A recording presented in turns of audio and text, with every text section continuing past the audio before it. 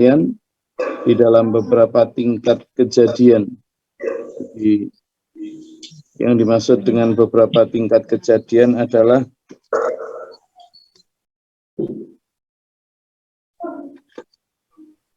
bahwa dalam surat yang sebelumnya itu adalah dalam beberapa masa, artinya sebelumnya dari dua tafsir itu ya.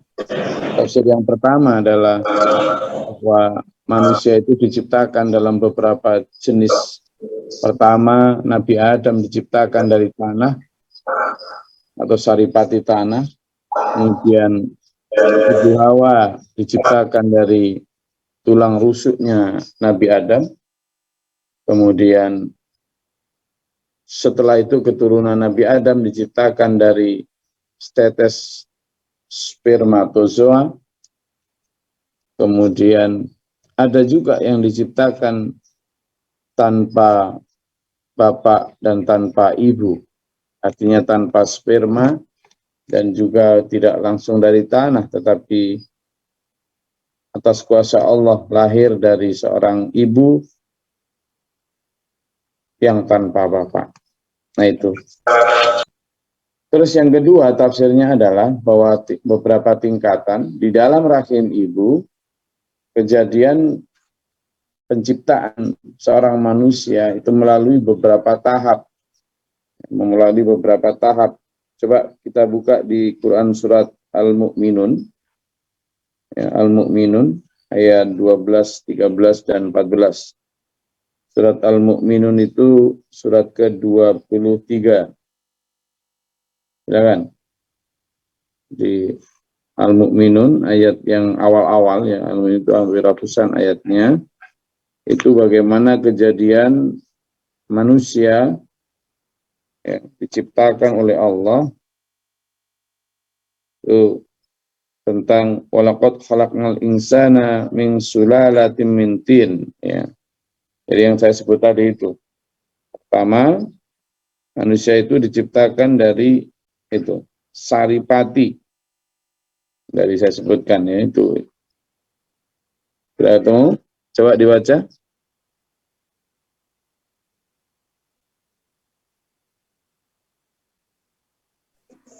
Ayat yang ke-12. Bismillah. A'udzubillahi minasyaitonirrajim. Bismillahirrahmanirrahim. Dan sungguh kami telah menciptakan manusia dari saripati yang berasal dari tanah. Oke, terima kasih. Lanjut, yang lain. Ayat yang ke-13. A'udzubillahi minasyaitonirrajim. Bismillahirrahmanirrahim. Kemudian kami menjadikannya air mani yang disimpan dalam tempat yang kokoh. Rahim. Oke, yang dimaksud dalam tempat yang kokoh adalah ada satu tempat di tulang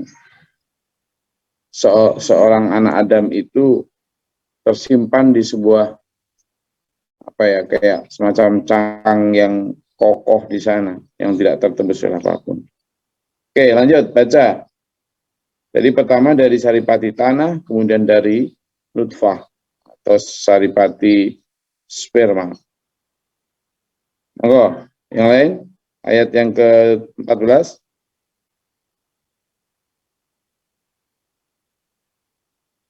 Salam. A'udzubillahi minasyaitonirrajim. Bismillahirrahmanirrahim. Kemudian air mani itu kami jadikan sesuatu yang melekat. Lalu sesuatu yang melekat itu kami jadikan segumpal daging. Oke, cukup sampai di situ. Jadi tahapan selanjutnya adalah saripati tanah itu, saripati mani itu, kemudian dilekatkan apa ke dinding rahim ibu. Ke dinding rahim ibu, ya. Setelah dilekatkan ke dinding rahim ibu, kemudian oleh Allah atas kuasa Allah itu kemudian ditumbuhkan menjadi segumpal daging, segumpal darah, ya. Dijadikan segumpal daging dulu, darah. Lanjut yang lain.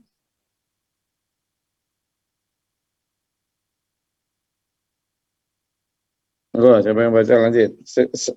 Tiap potongan ayat apa? Lalu kamu jadikan itu fa khalaqnal mudghata 'idhaman. Ayo. What is next one? Siapa? Sampai pertengahan. Oh, oke. Dari kami jadikan segumpal daging dan segumpal daging itu lalu kami jadikan tulang-tulang. Oke. Yang dibaca Bu Dia tadi setelah menjadi segumpal daging, lalu kemudian di sana ada tahapan selanjutnya Allah menciptakan tulang belulang yang dibungkus oleh daging tadi. Kemudian lanjut, yang lain?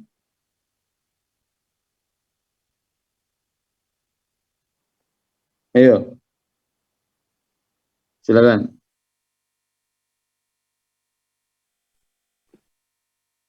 Oke. Lalu tulang belulang itu kami bungkus dengan daging. Kemudian kami menjadikannya makhluk yang berbentuk lain. Maha suci Allah, pencipta yang paling baik. Sadaqallahul adzim. Oke. Jadi ini menunjukkan bahwa kita kembali ke surat Nuh bahwa tingkatan-tingkatan yang dimaksud di situ al-bawaro itu adalah itu tadi.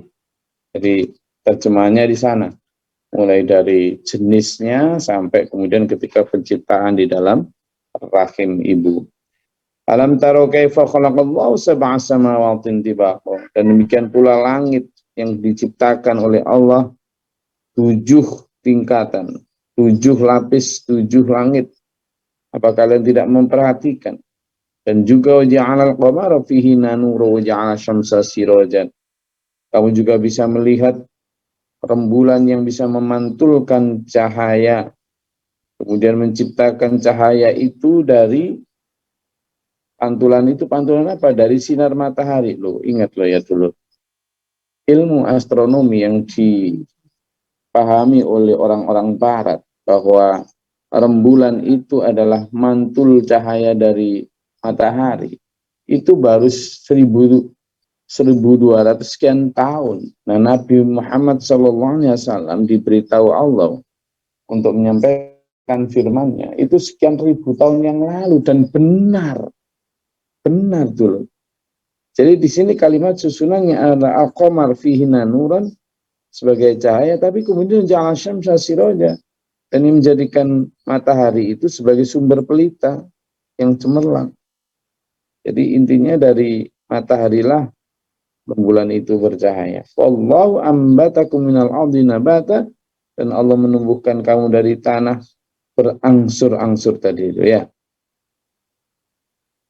Tsumma ya'idukum fiha wa yukhrijukum ikhraja. Tapi nanti setelah dari tanah kamu akan dikembalikan ke tanah lalu akan dikeluarkan lagi dari tanah dengan pasti keluar.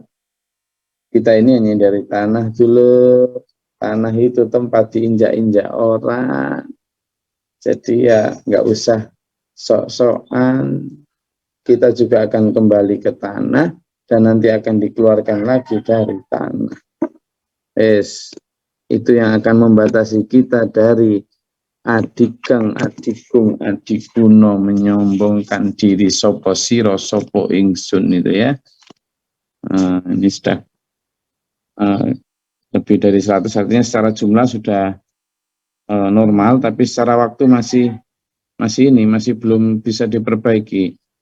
Karena itu nanti kalau dulur-dulur ini terpental langsung masuk lagi ya, jangan mutung, biasa aja. Karena ini masih dalam perbaikan. Apalagi kita hanya dari tanah, nggak boleh mutungan. Bentar lagi kita ditanam di tanah, nanti dibangkitkan lagi dari tanah. Sehingga kalau masalah Zoom aja masih biar kayak gini disabari saja, tinggal klik aja kok, iya kan? Tinggal klik. Jadi nanti kalau terpental ya masuk lagi. Saya ini bersama rombongan sedang singgah subuh tadi di SPMA Probolinggo. Oke, silakan ada yang tanyakan. Besok insya Allah akan saya coba putarkan 2 film tadi, film penciptaan. Yang tadi kan menempel ya, hebatnya Allah itu. Saat itu belum diketahui tentang ilmu ginekologi yang memperlihatkan bahwa spermatozoa itu berjuang untuk bisa nempel di rahim ibu. Tapi 1400 tahun yang lalu, Nabi Muhammad melalui firman Allah melalui Nabi Muhammad sudah disampaikan itu. Dan itu bisa baru dibuktikan setelah adanya penelitian tentang ginekologi, ternyata begitu prosesnya. Betapa membuktikan bahwa Al-Quran itu firman Allah yang maha benar. Ya. Ya, demikian pula termasuk tadi konstelasi antara rembulan dan matahari. Itu ternyata rembulan adalah pantulan dari sinar utama yang diciptakan Allah di matahari. Itu pun Allah sudah beritahu Nabi Muhammad ribuan tahun sebelum orang-orang yang katanya ilmuwan itu mengetahuinya. Itu menunjukkan bahwa Allah itu maha mengetahui, Allah itu maha benar dengan segala firman-Nya. Silakan kalau ada yang bertanyakan, monggo.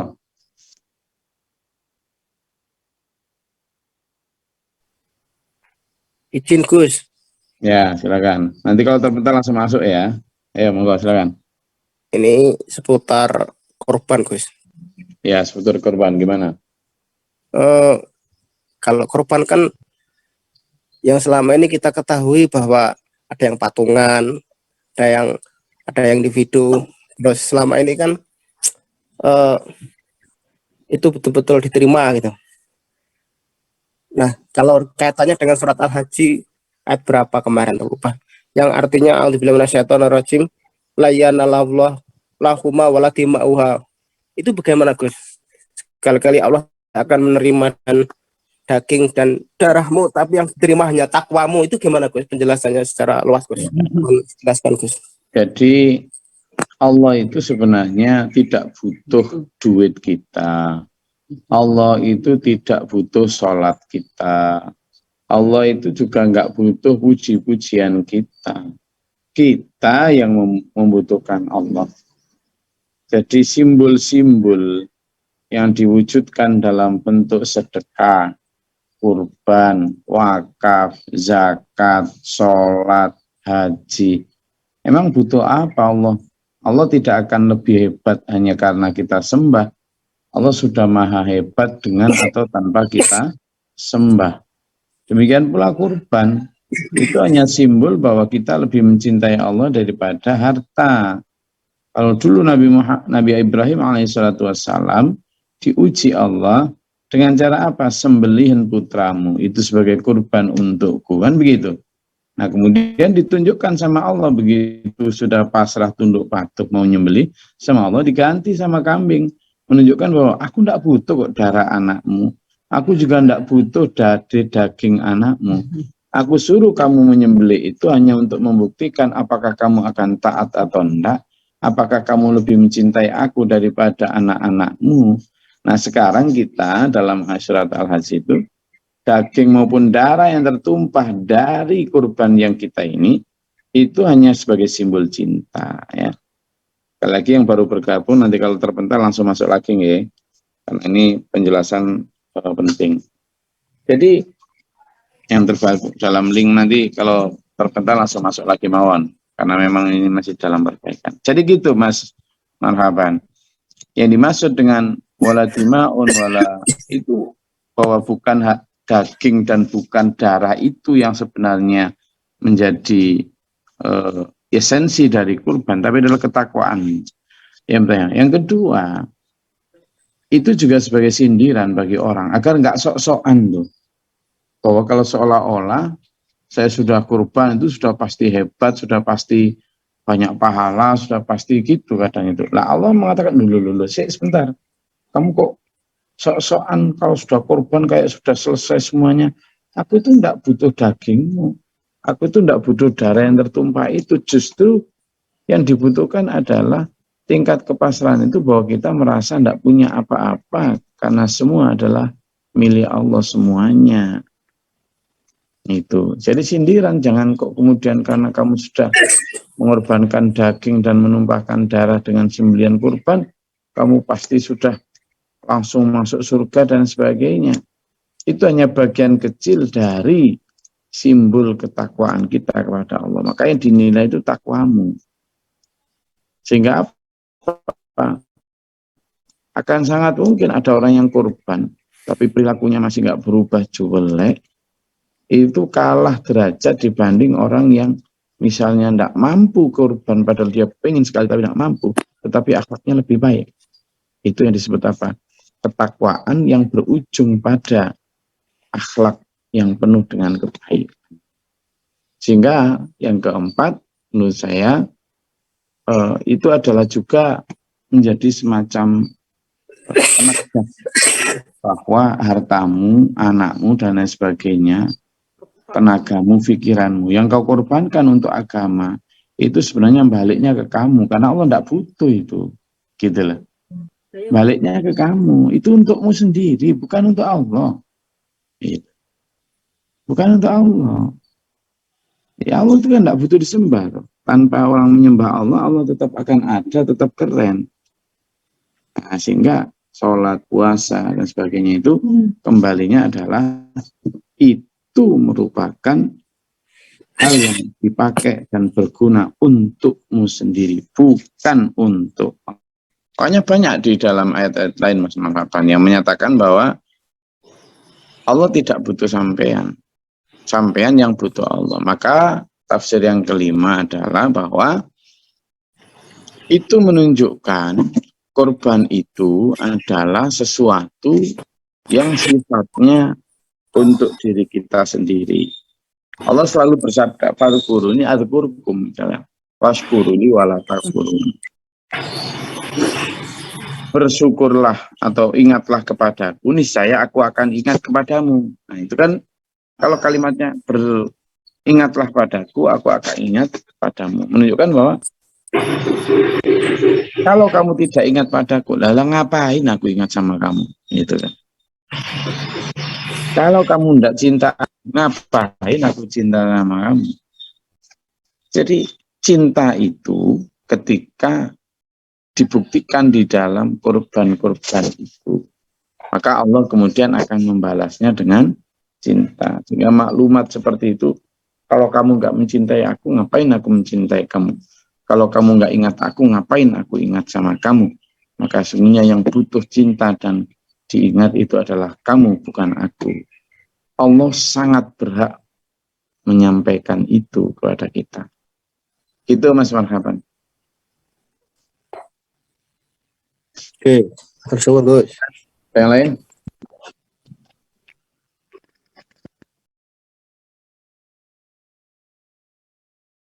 Silakan, monggo kalau ada yang mau diperjelas dari yang lain dulu.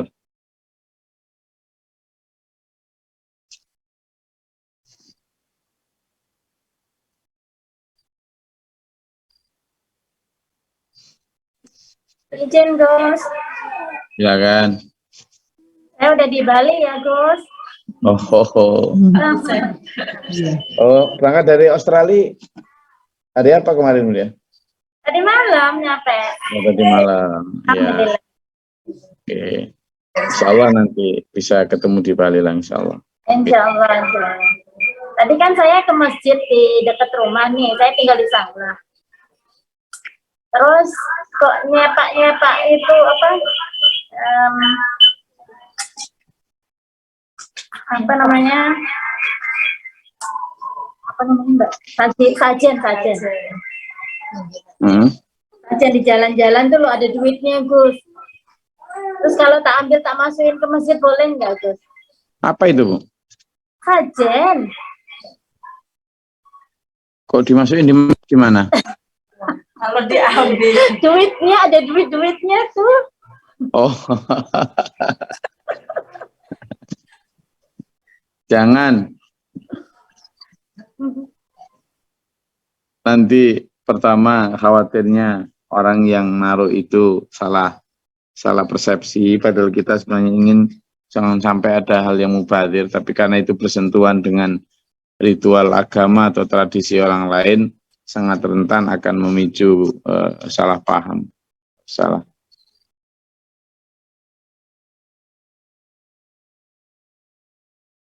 Oke, ada lagi?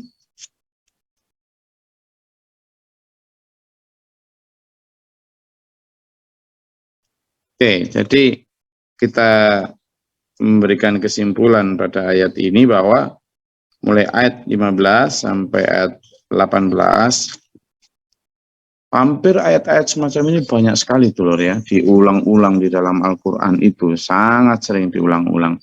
Artinya memang kita harus benar-benar kalau sudah itu berkali-kali diulang itu, jangan sampai kok malah bosen ya, tetapi ayo melihat itu bahwa, oh berarti penyakit terbesar dari umat manusia itu adalah lupa dari mana dia diciptakan, lupa betapa kuasanya Allah, lupa untuk kita, untuk siapa kita hidup ini, dan lupa juga untuk apa kita hidup ini.